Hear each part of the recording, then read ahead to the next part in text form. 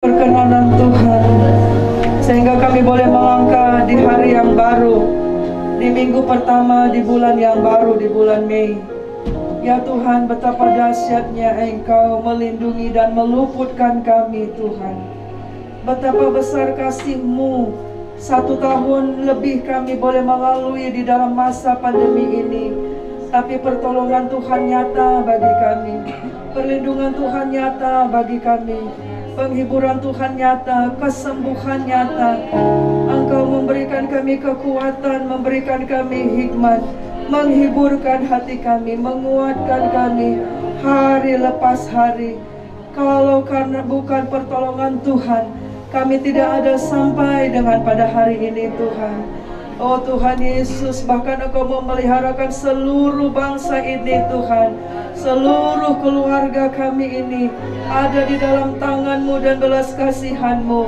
Bahkan seperti firman-Mu pada hari ini, ketika umat-Mu menaikkan doa, pujian dan penyembahan, maka surga hening dan menikmati pujian dan penyembahan dan doa anak-anak-Mu Tuhan. Betapa Engkau sangat menghargakan orang-orang yang datang dengan sepenuh hati, yang merindukan Engkau, memuji dan menyembah-Mu Tuhan Yesus. Bahkan Engkau berjalan di tengah-tengah umat-Mu pada saat ini juga, siap untuk memberkati dan mengurapi kami Tuhan. Singkapkanlah mata rohani kami, berbicaralah ya Tuhan. Roh Kudus mengerjakan jauh lebih banyak dari apa yang kami pikir dan doakan. Anak-anak juga yang akan mendengarkan firman Allah di kelas-kelas sekolah minggu, Engkau urapilah mereka, mengalami Tuhan secara pribadi ya Tuhan. Dan seluruh jemaat Tuhan pada hari ini, di lantai 1 dan lantai 2 Tuhan, Engkau urapi Tuhan. Oh Yesus, kami memerlukan Engkau. Dalam nama Yesus kami beri hormat dan berfirmanlah ya Tuhan kepada kami. Haleluya, kuduskan hati kami, kuduskan tempat ini. Darah Yesus bentengi kami. Dalam nama Yesus kami sudah berdoa dan bersyukur. Haleluya, amin. Haleluya, shalom. Silakan duduk saudara. Selamat pagi. Kita ada pada hari ini semua karena anugerah Tuhan. Amin saudara. Haleluya. Saudara, mari kita akan membaca firman Tuhan pada hari ini dari Kitab Matius 25 ayat 1 sampai dengan ayat yang ke-13. Kami undang kembali jemaat Tuhan untuk bangkit berdiri bersama-sama. Kita akan membacakan ayat ini, ayat 1 sampai dengan ayat yang ke-13. Ya, umat Tuhan yang siap memuji Tuhan katakan amin. Katakan amin. Haleluya. Ya, saudara, kita dikasih waktu dalam seminggu 6 hari, 7 hari seminggu, dan kita hanya 2 jam ada beribadah. Sebab itu mari fokus. Amin saudara. Fokus, beri waktu buat Tuhan untuk dengar apa Tuhan bicara bagi kita pada pagi hari ini. Ayo kita baca sama-sama Matius 25 ayat 1. 1, 2 ya.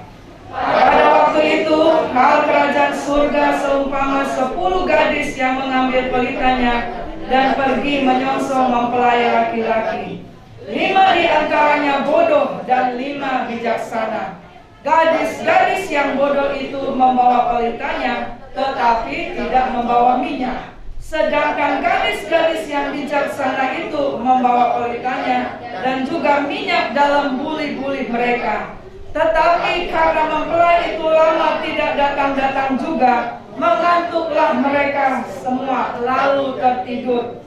Waktu tengah malam terdengarlah suara orang berseru, "Mempelai datang, songsonglah dia." Gadis-gadis itu pun bangun semuanya lalu membereskan pelita mereka.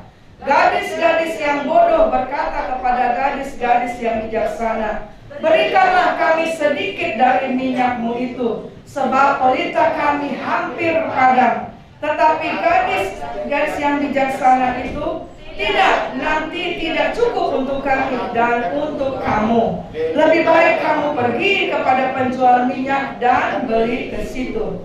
Akan tetapi waktu mereka sedang pergi untuk membelinya, datanglah mempelai itu, dan mereka yang telah siap sedia masuk bersama-sama dengan dia ke ruang perjamuan kawin, lalu pintu ditutup.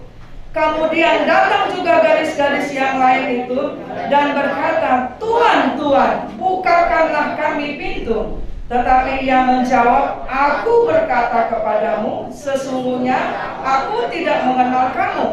Karena itu berjaga-jagalah, sebab kamu tidak tahu akan hari maupun saatnya." Haleluya. Silakan duduk, saudara. Firman Tuhan pada kita pada pagi hari ini, saya beri judul adalah siap menyongsong mempelai. Amin, saudara. Ya. Siap menyongsong mempelai. Saudara yang terkasih di dalam nama Yesus, di sini kita melihat ada dua kelompok orang, yaitu 5 yang bijaksana dan 5 yang bodoh. Dan supaya kita mengerti kenapa mereka menyambut mempelai itu malam-malam. Karena tradisi di Yahudi, saudara, di Israel sana, pesta pernikahan itu di tengah malam, saudara. Ya, di tengah malam seperti itu. Sehingga mereka harus menyongsong mempelai itu, saudara. Mereka harus berjaga-jaga supaya pada waktu mempelai itu datang, mereka boleh bersama-sama masuk. Dan kalau kita, saudara, juga ketika kita mempersiapkan, mungkin ada anak kita yang menikah, keluarga kita yang menikah, kita juga apa, saudara, sudah mempersiapkan segala sesuatunya, betul, saudara? Ya, semua kita siapkan, saudara. Mulai dari pakaian, mulai dari mengatur waktu, menata ruangan kita. Kalau dia yang pihak laki-laki, maka kamar pengantin pun sudah disiapkan. Dan semua makanan, apa semua sudah dipersiapkan. Baju-baju sudah dijahit dengan bagus. Semuanya dipersiapkan dengan baik. Itu adalah sikap orang yang akan menyongsong mempelai. Dan saudara tahukah, saudara, bahwa gereja Tuhan, kita, gereja Tuhan itu adalah mempelainya Tuhan, mempelai perempuannya Tuhan. Yang diumpamakan di sini bahwa kita juga, saudara, adalah orang-orang yang harus siap sedia. Kapan dan saatnya nanti Yesus datang, kita boleh masuk bersama-sama, masuk dalam perjamuan anak domba. Amin, saudara. Kalau hari ini kita masuk di dalam perjamuan kudus, itu adalah bayangan bahwa nanti di surga kita akan menerima perjamuan anak domba bersama-sama. Kita boleh satu meja bersama dengan Tuhan dan orang-orang kudusnya, bersama dengan Tuhan memuji dan menyembah Tuhan, saudara. Dan kalau kita lihat di sini, saudara, bahwa ada persamaan di antara kedua orang ini, kedua kelompok ini. Dan pada awalnya tidak ada seorang pun yang bisa mengetahui siapa yang akan masuk, siapa yang tidak masuk. Betul, saudara? Dari awal ini disampaikan mereka sama-sama apa? Boleh ditampilkan persamaan mereka adalah sama-sama mereka membawa apa? Pelita, saudara.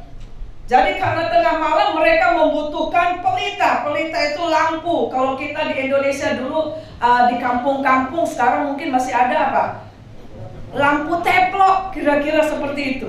Ya, lampu teplok, saudara tahu kayak di kampung. Kalau di kampung itu malam-malam kita tidur pakai teplok, maka pagi-pagi saudara akan lihat hitam-hitam hidung kita.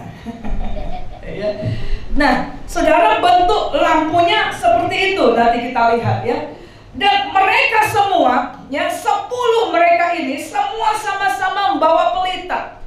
Semua sama-sama rindu menyongsong mempelai itu, saudara. Hati yang haus dan hati yang mempersiapkan dan hati yang sebenarnya rindu untuk bersama-sama, saudara ya. Semua bawa pelita, ya. Mereka tahu nanti akan mati lampu. Kemudian mereka sama-sama berangkat. Dengan apa, saudara? Pergi menyongsong pengantin. Saudara lihat gambar itu, ya. Sama-sama pergi ke satu tujuan. Sama-sama punya tujuan yang sama, yaitu tempat pesta pernikahan itu, saudara, ya. Tetapi dan kita lihat, saudara, waktu yang mereka perlukan untuk menanti kedatangan mempelai adalah sama. Ya, betul, saudara? sama. Nah, sama itu dengan kondisi gereja di seluruh dunia. Semua orang, misalnya khususnya pada hari Minggu, semua sama-sama datang untuk menguduskan hari Tuhan. Seperti kita semua yang hadir pada hari ini, semua kita sudah bersiap-siap. Jauh hari Sabtu kita sudah bilang, oh besok aku akan ke gereja, apalagi besok ada perjamuan, apalagi aku bersyukur karena itu adalah hari pertama di bulan yang baru. Oh, aku akan bersuka cita. Sama-sama kita datang dari berbagai penjuru untuk datang memuji dan menyembah Tuhan, ingin dirawat oleh Tuhan. Tetapi kita lihat saudara, ternyata saudara, yang 10 ini Tuhan membilangkan dalam perumpamaan ini, 5 yang bodoh, 5 yang bijaksana. Ya, sama-sama 5 bodoh, 5 bijaksana. Nah, itu juga adalah gambaran gereja Tuhan. Sama-sama kita pergi melayani Tuhan, sama-sama kita beribadah dari berbagai penjuru dunia di dalam gereja yang berbeda-beda. Tetapi Tuhan nanti akan bilang di akhir, saudara baca itu, ketika orang itu memilih menjadi orang yang bodoh dan pintu sudah tertutup walaupun diketuk-ketuk, Tuhan tidak buka bagi dia dan Tuhan bilang, sorry, aku tidak mengenal kamu. Betapa sedihnya saudara. Dan kita lihat mengapa saudara, perbedaannya kita lihat di sini. Nah, inilah lampu di sana pada waktu di sana saudara, di Israel ya. Ada yang punya ini? Sepertinya Indonesia nggak punya. Ini lampu mereka saudara ya. Perbedaannya apa? Coba baca sama-sama. Minyaknya habis. Sama-sama katakan minyaknya habis. Sama-sama minyaknya habis. Pelitanya hampir. Iya, saudara ingat ketika firman Allah 2 minggu yang lalu, bahkan minggu yang lalu, Tuhan juga menggambarkan gereja yang di Efesus, gereja yang di Smyrna. Saudara apa? Ada teguran Tuhan bagi setiap gereja. Yaitu apa saudara? Pada gereja Efesus dikatakan apa? Kamu telah kehilangan kasihmu yang mula-mula. Minyak kasihnya itu sudah hilang, sudah tidak ada lagi. Atau yang kedua di dalam jemaat Smyrna dia katakan apa saudara? Kamu tidak setia. Nah saudara yang terkasih di dalam nama Yesus, minyak juga berbicara, adalah lambang di Alkitab berbicara tentang Roh Kudus.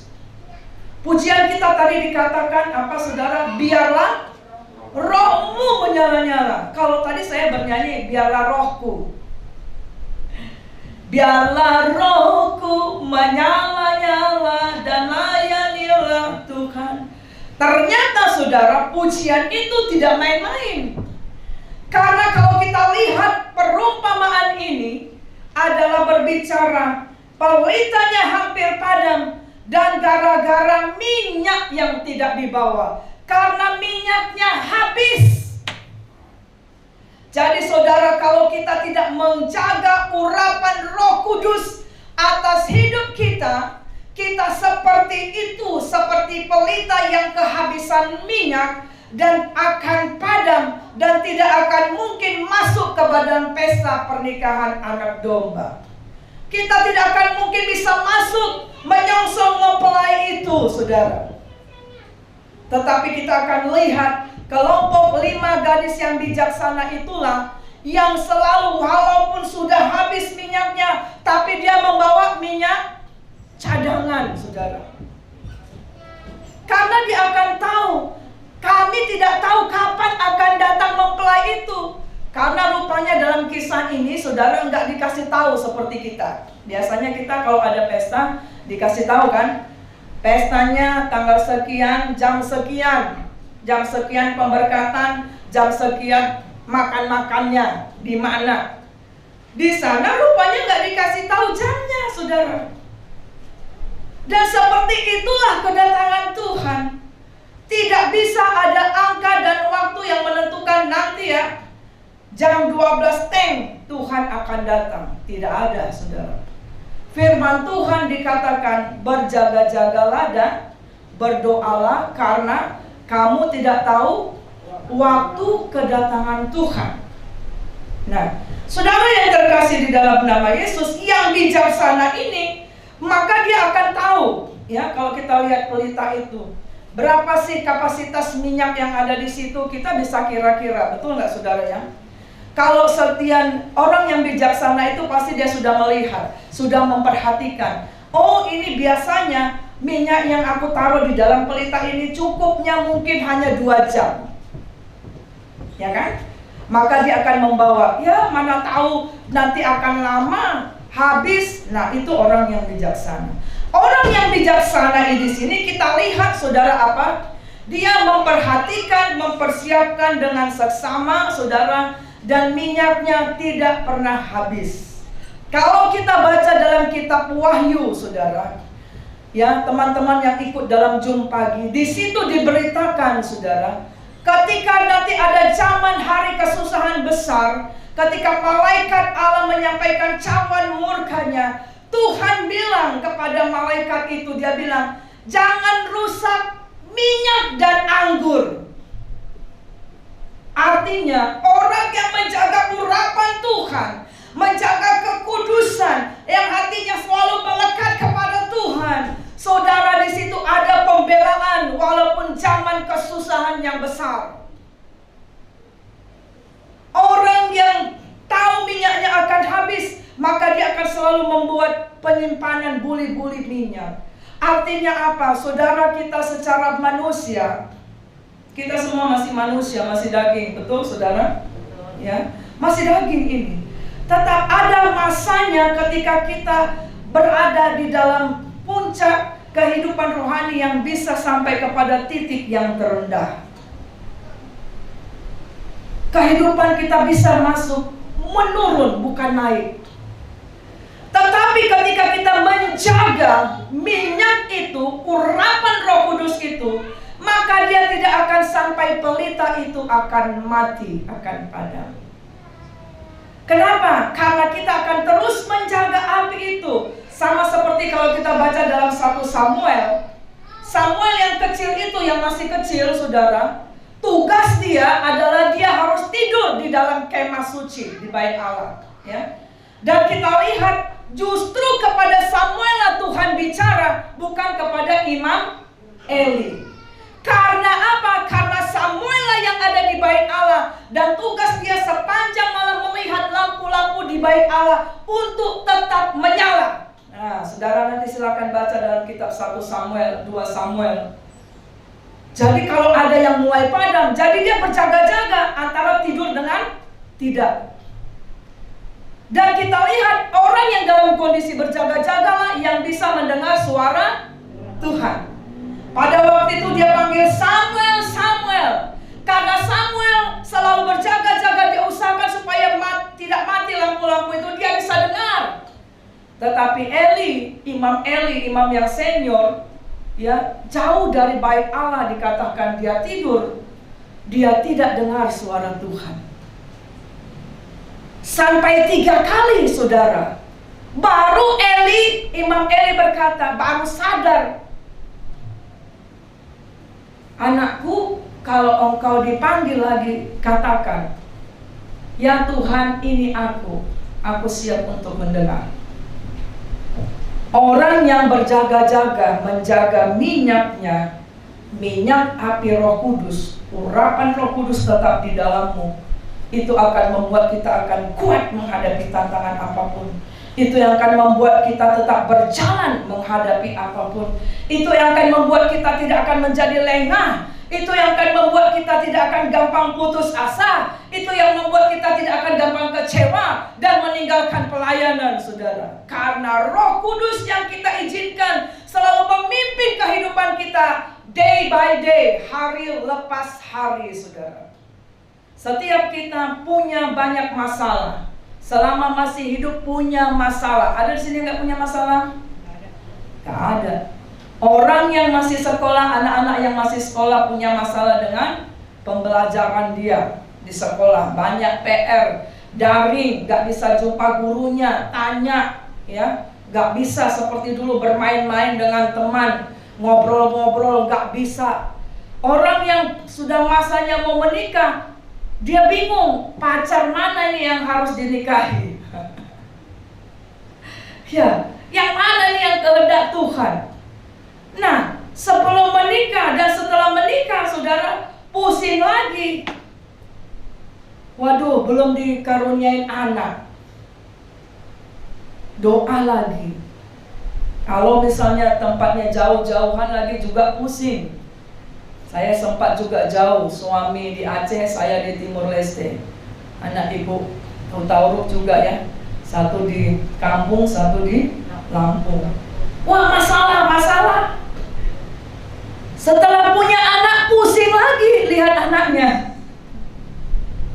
Masih kecil, masalahnya beda. Repot membawa ke sana ke sini, makanannya semuanya seperti orang mau pindah. Bawa termos lah, bawa tempat tidur lah, bawa makanan lah. Kalau misalnya jauh kita tahu berapa hari, aduh pusing. Nah, sudah besar, lain lagi masalahnya. Mulai gratil tangannya, orang Medan bilang. Tarik sana, tarik sini, corek sana, corek sini. Waduh. Takut dia pegang listrik, takut dia naik tangga. Masalah. Makin besar, remaja, lain lagi. Nggak pulang-pulang, aduh kemana ini anak. Siapalah yang kawan dia berjalan ini. Aduh, ada narkoba. Aduh, ada seks bebas. Aduh, saudara nggak siap-siap. Nah, sudah tua, punya cucu, pusing lagi. Cucunya dibawa ke rumahnya. Ma, aku mau pergi, jangan nih. Aduh, saudara. Anaknya misalnya gara-gara pandemi tidak makan, terpaksa juga mamanya kasih, ini nakku. Halo?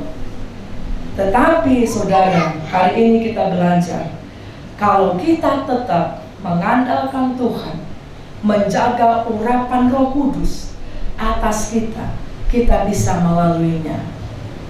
Kita lihat ke 10 orang ini sama-sama apa? Capek. Betul nggak, saudara? Bayangkan kalau misalnya kita dari Medan ini, pestanya di mana yang paling jauh? Dolok Sanggul, Sibolga, ke Nias. Pagi-pagi jam 3 sudah dengan berangkat, sudah dengan Marsanggul. Jangan make up-nya. Tidur pun mungkin di bus itu dengan nggak perlu lagi bantal, ada sanggulnya. Ya saudara, ke-10 orang itu sama-sama capek, menunggu, capek saudara. Ya, akhirnya mereka apa? Tertidur. Tetapi yang satu itu tidak tidur beneran. Kenapa? Karena kita lihat seperti si Samuel itu yang kecil, dia akan lihat selalu, lampuku sudah mau habis nih minyaknya. Dia tuang lagi. Yang satu lagi, karena dikatakan bodoh, apa saudara? Dia tidur aja dia. Pernah nggak lihat orang yang tidur dibanguni pun nggak tahu dia. Woi bangun. Kalau tidur benar-benar apapun yang terjadi nggak tahu dia. Kalau kita tertidur karena dosa, karena segala macam, saudara, kita akan tertinggal, saudara. Makanya perlu engkau jaga urapan Roh Kudus atasmu. Apalagi kalau engkau belum mengalami urapan Roh Kudus. Wah, itu lebih susah lagi menghadapi hidup. Bagaimana mendapat urapan Roh Kudus? Bertobat saja nggak mau. Amin, saudara. Nah, itu kita lihat di dalam Wahyu, justru orang Tuhan katakan, jangan rusak orang-orang yang dipenuhi dengan urapan Roh Kudus. Artinya pembelaan Tuhan itu sampai kepada masa khususan yang besar sekalipun, saudara. Sehingga kita akan siap untuk mencapai ketika sangkakala Allah berbunyi, saudara. Nah, saudara, kita lihat di sini, saudara, ya. Saya menyebutkan hasil akhir berbeda, ya. Sama-sama pergi ke gereja, sama-sama punya KTP Kristen. Firman Tuhan bilang ada satu yang terangkat di tempat tidur, satu yang tertinggal. Mungkin suaminya nggak bertobat, mungkin istrinya nggak bertobat, tertinggal. Sama-sama mereka apa saudara? Di kilangan katanya perempuan, bekerja sama-sama. Satu anak Tuhan, satu tidak. Jadi saudara, di tempat kerja pun engkau harus menjaga urapan Roh Kudus. Mana tahu lagi kita kerja, Tuhan datang. Halo? Pernah lihat, kabar, dengar, dia lagi di pesta, lagi pesta-pesta, baru kasih sambutan, tiba-tiba game. Siapa yang tahu? Tidak ada yang tahu, saudara. Ada lagi dikatakan di peranginan dikatakan. Berarti dia mungkin sedang menjemur, dia punya karena mereka bisa buat roti biasanya ya, menjemur tepung barangkali. Kalau kita mungkin di atas itu jemur kain. Bunyi sangkakala, satu terangkat, satu enggak. Waktu jemur kain, yang satu, Eda, ngapain kau naik ke atas? Gitu. Karena nggak dengar firman, nggak tahu, saudara. Banyak orang Kristen tapi hanya KTP dan itu hanya di luar sana. Nah, saudara yang terlihat di sini, saya sebutkan di sini, hasil akhir berbeda karena apa, saudara? Karena sikap awal yang sama-sama kita katakan. Hasil akhir berbeda, 1, 2 ya. Hasil akhir berbeda karena sikap awal yang berbeda, saudara. Dan kita lihat apa itu sikap awal itu, yaitu sikap menjaga pelitanya tetap menyala, dengan tetap menjaga ketersediaan minyak. Jadi ketika ada masalah, ada ketakutan, ada sakit penyakit, ada goncangan, dia akan tetap berdoa. Dia akan tetap baca firman, dia akan tetap ibadah. Itulah yang akan membuat engkau tetap memiliki ketersediaan minyak, saudara. Kalau ada masalah, ada penyakit, ada tantangan, jangan tinggalkan ibadahmu. Amin. Jangan tinggalkan doa, jangan tinggalkan baca firman. Itu akan membuat saudara minyakmu akan habis. Hatimu menjadi tawar, hatimu menjadi sakit, hatimu akan bertambah parah, saudara. Penyakitmu semakin tidak bisa engkau kuasai, saudara. Iblis kemudian mengintimidasi pikiran kita dengan banyak perkara, saudara. Padahal ujian itu tidak bisa diwakilkan. Setiap kita mengalami ujian yang berbeda-beda dan harus kita sendiri yang mengalami, betul? Hari ini anak kami Sen, dia harus ujian dan dia jam 6 pagi ujian, saudara, sampai nanti tengah hari, mungkin sampai sore. Saya nggak bisa gantikan dia untuk ujian karena dia punya, dilihat siapa yang ujian ini, namanya Sen.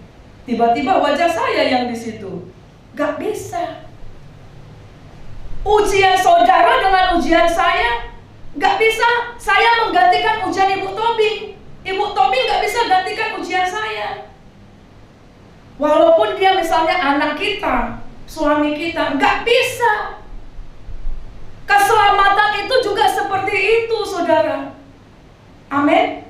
Iya. Keselamatan itu seperti itu. Kita lahir sendiri-sendiri, pergi juga, menghadap Tuhan juga.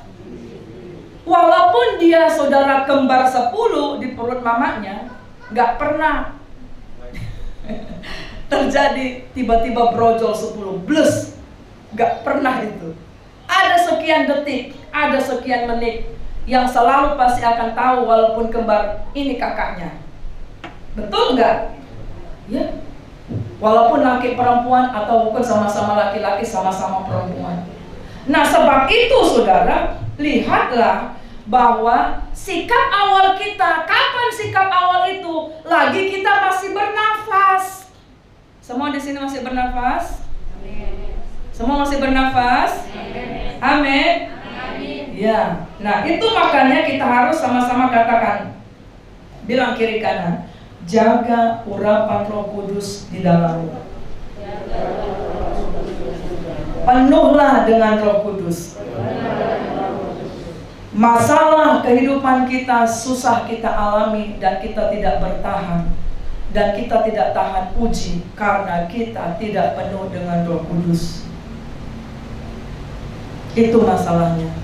Kenapa saudara, kalau hidup ini hanya dua, dipimpin oleh Roh Kudus atau dipimpin oleh kedagingan? Firman Tuhan bilang kalau kita sudah bertobat, maka kita diberikan kuasa untuk berkata tidak kepada dosa, kepada iblis. Ada kuasa, ya. Tetapi karena kita mengagung-agungkan kedagingan kita ini, Roh Kudus lama-lama redup. Kita tidak mengizinkan pikiran firman yang memimpin kita, tapi pikiran kedagingan kita. Amin, saudara. Dan doa, saudara, doa akan membuat engkau tetap cas ke surga. Firman yang kita baca, kita akan selalu membuat surga selalu bicara kepada kita. Itu yang akan membuat roh kita tetap menyala-nyala. Sama dengan seperti saudara, kalau orang hanya makan 1 kali dalam seminggu, apalagi kalau minum air cuma 1 kali seminggu, bisa nggak saudara bayangkan? Udah sekarat itu, sudah diinfus. Jadi kalau ada orang yang apalagi misalnya setahun sekali datang, atau waktu Paskah saja hanya waktu perayaan, itu sama dengan orang yang pergi ke gereja bawa infus. Sudah sekarat, saudara. Nah, kita akan lihat di sini.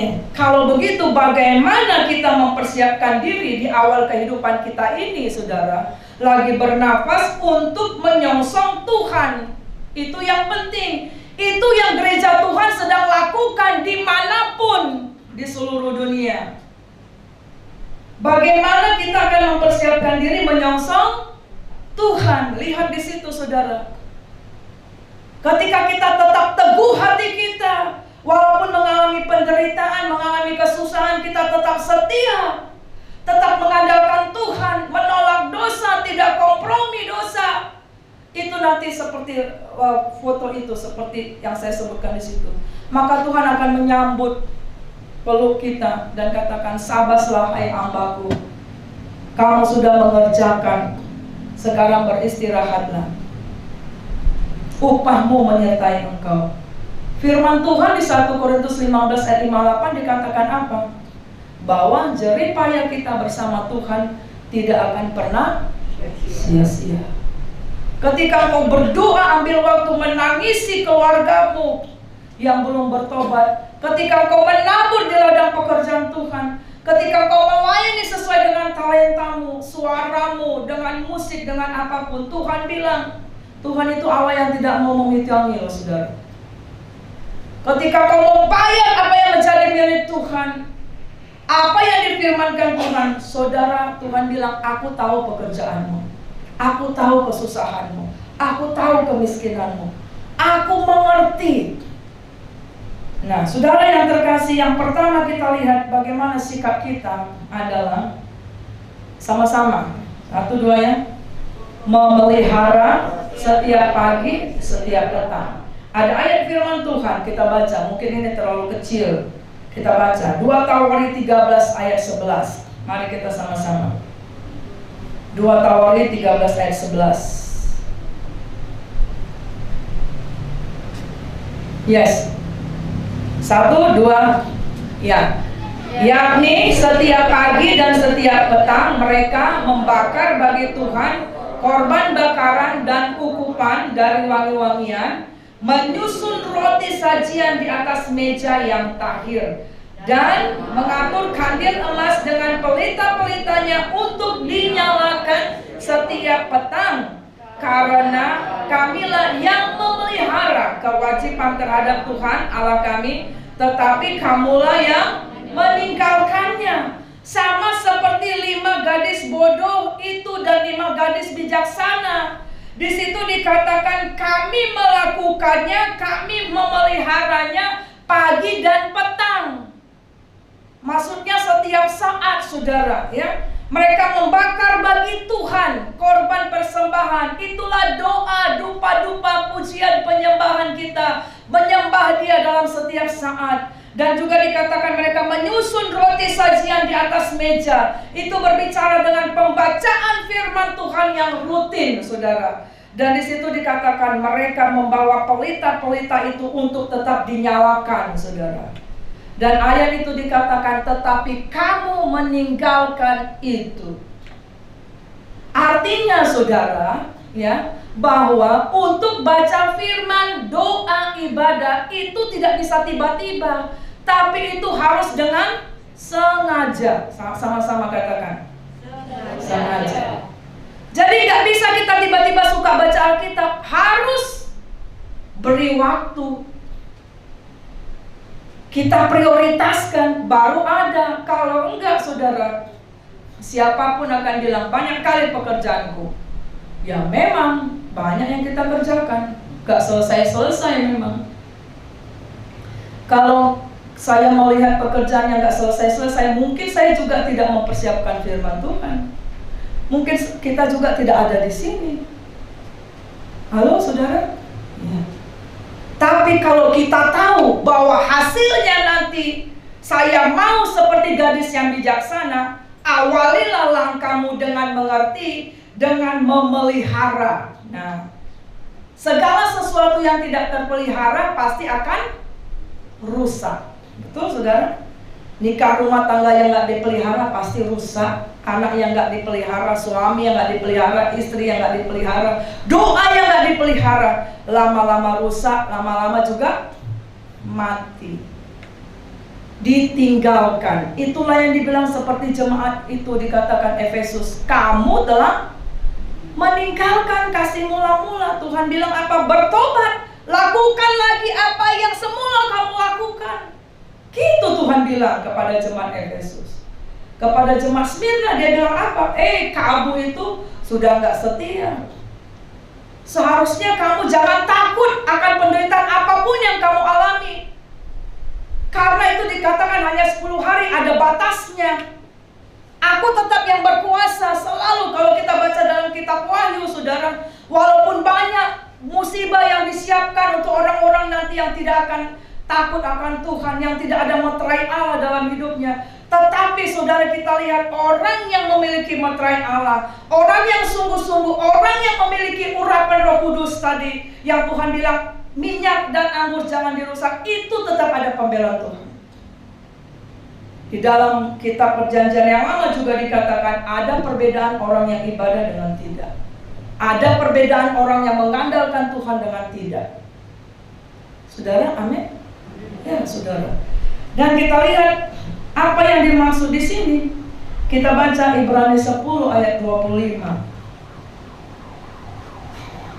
Ayo kita baca. Ibrani 10 ayat 25. 1, 2 ya. Janganlah kita menjauhkan diri dari pertemuan-pertemuan ibadah kita seperti dibiasakan oleh beberapa orang, tetapi marilah kita saling menasihati dan semakin giat melakukannya menjelang hari Tuhan yang mendekat. Menjelang menyongsong mempelai Tuhan membunyikan sangkakala, ataupun secara pribadi di sini dikatakan jangan jauhkan diri dari pertemuan ibadah seperti yang dibiasakan beberapa orang. Yang membiasakan itulah yang orang yang bodoh tadi, yang tidak mau mengecas kerohaniannya. Setiap hari aja kita punya handphone, kita cas, betul? Ya kan saudara? Kenapa? Karena kalau walaupun handphonenya itu smartphone yang luar biasa 20 juta barangkali, tapi kalau dia tidak dicas, mati, tidak bisa kita gunakan kehebatannya itu. Kalau engkau tidak pernah dicas di dalam hadirat Tuhan dengan firman, dengan doa, dengan ibadah, seperti itulah kita. Kita tidak pernah maksimal, kita nggak berdampak, kita nggak bisa buat apa-apa. Itu saudara. Ya, makanya di sini saya sebutkan ada gambarnya. Antara lain adalah waktu sama-sama. Waktu pribadi dengan Allah. WPDA. Bagaimana saudara? Masihkah engkau WPDA? Dan berikut adalah pertemuan dalam komunitas. Engkau harus terpelihara, engkau harus digembalakan, engkau harus dimuridkan. Karena Tuhan bilang, pergilah, jadikanlah semua bangsa murid. Harus belajar firman, harus mau dididik, saudara. Nah, saudara, kalau kita lihat ada anak sekolah nih, dia hanya misalnya satu hari itu kan satu minggu itu ada 6 hari, ini sebelum zaman COVID. Kalau dia hanya datang misalnya 3 bulan sekali, anak sekolah, kira-kira gimana, saudara? Dia misalnya datang bulan 1, kemudian dia nggak datang-datang, nggak ngerjain PR, nggak buat apa-apa, putus hubungan, nggak bisa dihubungi. Tiba-tiba bulan ketiga Maret datang dia. Kira-kira apa yang terjadi, saudara? Gurunya langsung bilang, siapa ini? Si Ucok, si Butet. Bah, kok baru datang ke Butet? Ucok, gitu ya. Gak kenal gurunya. Kan gitu. Dan kemudian dia pun akhirnya tidak bisa nyambung, betul gak? Gurunya nanti sudah, teman-teman yang lain nanti udah bab ke-10, dia masih, kan tadi jam itu, masih bulan Maret, dia masih mungkin bab 2. Makanya nanti sudah terangkat, baru saudara bilang, hah? Kenapa? Gak baca firman, gak dengar, ya. Makanya di situ dikatakan, my church is my home and my family. Kita perlu di dalam satu komunitas yang saling mengingatkan, saling menasihati. Ini ada teman-teman dari Zoom juga. Kalau ada yang telat, wah, kita punya peraturan boleh saling telepon. Halo, udah bangun Kak Selvi? Dr. Jo atau siapa? Wah, itu. Kenapa? Karena kami sudah menjadi komunitas, kita sudah jadi komunitas untuk saling menasihati. Kedua, saudara, ya, sikap yang kedua bagaimana? Tadi yang pertama adalah pelihara, ya. Jadi harus ada konsistensi, ada ketekunan. Yang kedua adalah di dalam Matius 25 ayat 9 sampai 10. Pada waktu itu kemudian tiba-tiba disebutkan apa, saudara? Halo, teng teng teng teng teng teng, sweet. Ada bunyi riuh, ya, menunjukkan mempelai datang. Waduh, pada saat itu yang bodoh bilang, "Ma," bahasa Medannya, "mati aku." Bahasa Medannya kan selalu gitu dia bilang, ya. "Gak ada minyakku. Woi, tolonglah dulu. Bagilah sedikit aja, ku bayar pun nanti." Kira-kira gitu, ya kan. "Tolonglah aku. Aku kan edakmu. Aku mamakmu, tolonglah sedikit aja minyaknya." Tapi dia bilang apa? "Sorry ya, jangan-jangan nanti untuk kami juga tidak cukup."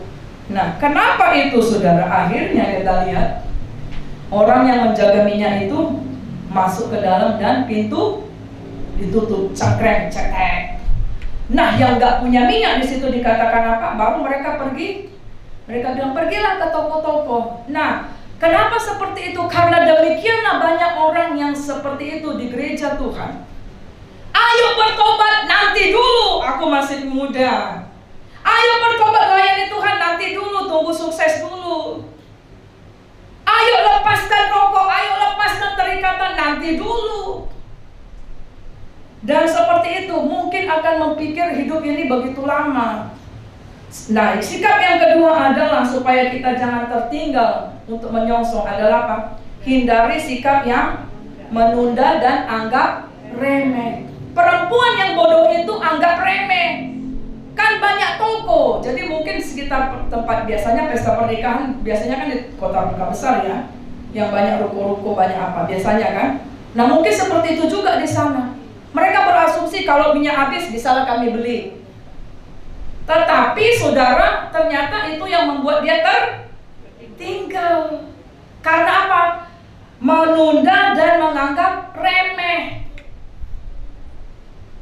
Sikap yang menunda-nunda untuk ikut Tuhan, sikap yang menganggap remeh akan firman Tuhan akan membuat kita tertinggal dan tidak siap menyongsong kedatangan Tuhan.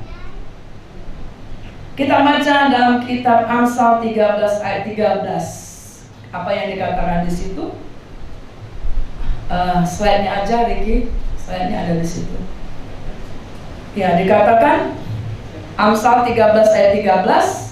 berkata, siapa meremehkan firman, ia akan menanggung akibatnya. Tetapi siapa taat kepada perintah akan menerima balasan. Bilang kiri kanan, jangan meremehkan firman ya. Nanti tanggung sendiri akibatnya. Amin saudara. Itu Tuhan bilang, ada kaitan tadi perempuan yang bodoh itu dia meremehkan. Sudah dibilang berjaga-jaga, berdoa supaya kamu jangan jatuh dalam pencobaan. Gak mau dengar itu murid-murid Yesus waktu Yesus di Taman Getsemani. Sehingga pada waktu datang para tentara-tentara, mereka tertidur, mereka tidak kuat, akhirnya lari. Karena waktu diajak ayo doa, jaga-jaga, nggak mau, tidur terus. 3 kali Tuhan bangun nih, kan gitu. Tuh saudara, ya. Anggap remeh suara Tuhan. Jadi saudara, kalau kau dengar suara Tuhan, pergi layani, pergi beri, pergi ampuni, jangan remehkan. Firman Tuhan bilang akan menanggung akibatnya. Tapi dikatakan siapa yang taat kepada perintah akan menerima balasan. Saudara, kita lihat lagi dalam Yeremia 48 ayat 10. Apa itu yang menunda? Tadi meremehkan sudah tahu ya. Nah sekarang menunda itu gimana? Mari kita baca ini, Yeremia 48 ayat 10. Ada yang seperti ini? Sambil tidur, sambil daring.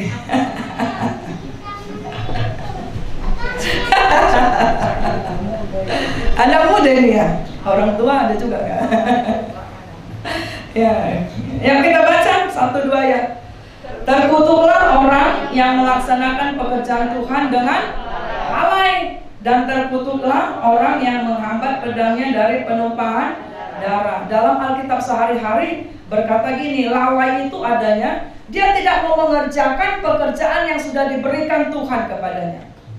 Saudara tahukah, kita itu seperti setiap orang sudah diberikan minimal 1 talenta tugas kerajaan Allah. Berdoa, menginjil, apa saja, minimal 1, saudara. Tetapi di sini dikatakan kalau kita melaksanakan pekerjaan Tuhan dengan apa? Apa itu yang merah itu? Lalai. Lalai itu gimana? Lalai, gak mau tahu, cuek aja, atau tidak mempersiapkan dengan baik. Misalnya dia mau WL, seharusnya seminggu sebelumnya sudah doa khusus, bukan besok baru pilih lagu. Itu namanya lalai. Misalnya guru sekolah minggu, sudah tahu misalnya jadwalnya Sabtu atau Rabu, tapi nanti waktu mau berangkat juga, apa ya? Masih tanya lagunya apa? Firmannya apa? Aduh, gimana itu? Saudara. Nah, saudara yang terkasih dikatakan justru ini ngeri. Apa dikatakan? Terkutuk, saudara. Ketika kita baca ini, terkutuk Tuhan. Ya. Nah, saudara, itulah yang kedua. Jangan anggap remeh, jangan menunda. Sama-sama katakan, aku tidak mau menunda. Aku tidak mau meremehkan firman.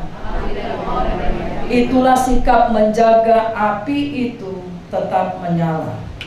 Minyak itu akan tetap terus tersedia. Yang ketiga, yang terakhir adalah, ayo yang ketiga sama-sama, janganlah bersikap bodoh. Nah, setiap orang tidak ada suka dibilang bodoh. Ada di sini? Angkat tangan. Siapa suka dibilang bodoh? Kalau dibilang bodoh, saudara marah nggak? Tersinggung nggak? Nah, kita lihat firman Tuhan. Saya ini hanya menyebutkan beberapa saja. Bodoh bukan berarti masalah IQ di hadapan Tuhan. Ingat ya, bodoh bukan bicara sekolah atau tidak sekolah. Bukan itu, saudara. Tapi kita lihat di dalam Matius 25 ayat 3, perempuan bodoh adalah perempuan yang bawa pelita tapi tidak membawa. Iya, bawa pelita nggak bawa minyak, namanya bodoh. Amin, saudara.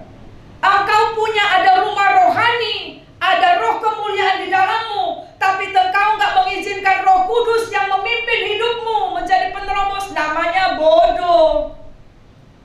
Padahal Tuhan bilang, aku sang penerobos, aku yang berjalan di depanmu, aku gembalamu. tapi kita nggak percaya kepada dia. Namanya itulah yang membawa pelita tapi tidak membawa minyak, saudara. Yang berikut adalah di dalam 2 Tawarik 16 ayat 9. Di situ dikatakan kepada Raja Asa. Jadi pada waktu Raja Asa, ketika dia sudah menang dengan pertempuran-pertempuran yang besar, akhirnya di kehidupannya terakhir dia tidak mengandalkan Tuhan. Sehingga Tuhan bilang apa? Betapa bodohnya kamu. Kenapa kamu tidak bersandar, tidak menaruh imanmu kepada Tuhan Allahmu? Coba kita akan baca 2 Tawarik 16 ayat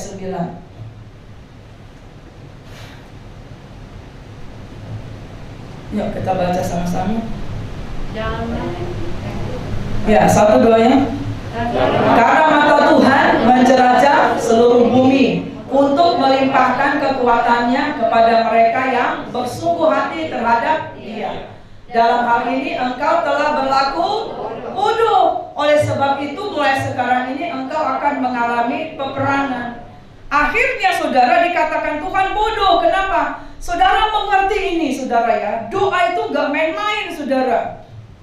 Ketika kita berdoa, Wahyu katakan surga itu senyap setengah jam, menikmati doa saudara, pujian penyembahan saudara. Dan di sini dikatakan setiap saat mata Tuhan itu di surga melihat menjelajah bumi yang sekian triliun miliaran orang, saudara, untuk melihat ada nggak nih anak-anak Tuhan yang mencari aku dengan bersungguh hati. Itu tadi yang menjaga minyak itu. Untuk apa? Karena Tuhan tahu kita nggak bisa sendiri mengalami peperangan rohani. Maka dia bilang untuk apa? Untuk mencurahkan apa itu? Untuk melimpahkan kekuatannya. Jadi orang yang berdoa yang menjaga minyak itu akan kuat, saudara. Beda dengan orang yang hanya memikirkan dagingnya, hanya mengeluh aja, hanya merepet-repet aja, hanya menyesali aja, saudara. Itu, saudara. Tapi karena dia tidak mau, Raja Asa ini, dia bilang apa? Dalam hal ini engkau berlaku bodoh. Tuhan bilang, itu Tuhan yang bilang. Kenapa? Akhirnya kita lihat, mulai sekarang ini karena engkau tidak menaruh harapanmu kepadaku, engkau mengalami peperangan rohani sendiri. Nah tuh, saudara. Yang berikut adalah dalam 1 Samuel 13 ayat 13. Ini Tuhan bicara juga melalui Samuel kepada Raja Saul. Berkali-kali Saul tidak mau mengikuti perintah Tuhan. Sampai Samuel bilang, engkau berlaku bodoh, tidak mentaati perintah Tuhan. Akhirnya kerajaannya juga dikoyakkan, diberikan kepada Daud, saudara. Nah, slide yang terakhir, saudara, kita lihat. Bodoh adalah di dalam Pengkhotbah 7 ayat 9. Coba kita akan baca Pengkhotbah 7 ayat 9. Ya, mari kita baca Pengkhotbah 7 ayat 9. Apa dikatakan, saudara? Ya. Ya, 1, 2 ya. Sama-sama, semua. Jangan lekas-lekas marah dalam hati, karena amarah menetap dalam dada orang bodoh. Berarti yang marah adalah orang bodoh. Orang yang menyimpan amarah adalah, kan dibilang itu. Siapa yang marah dalam hati. Jadi bilang kiri kanan, jangan jadi orang bodoh ya. Amang, itu anakku, jangan simpan amarah. Jadi bodoh bukan IQ ya, saudara. Ya.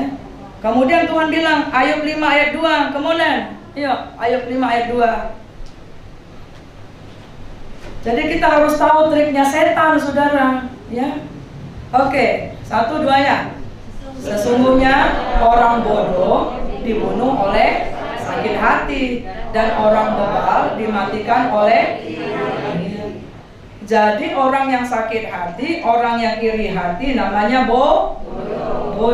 Bilang, aku nggak iri hati, aku nggak sakit hati, aku orang bijaksana. Amin. Nggak perlu.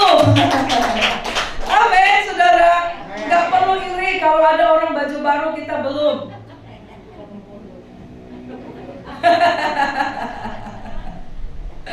Amin, saudara.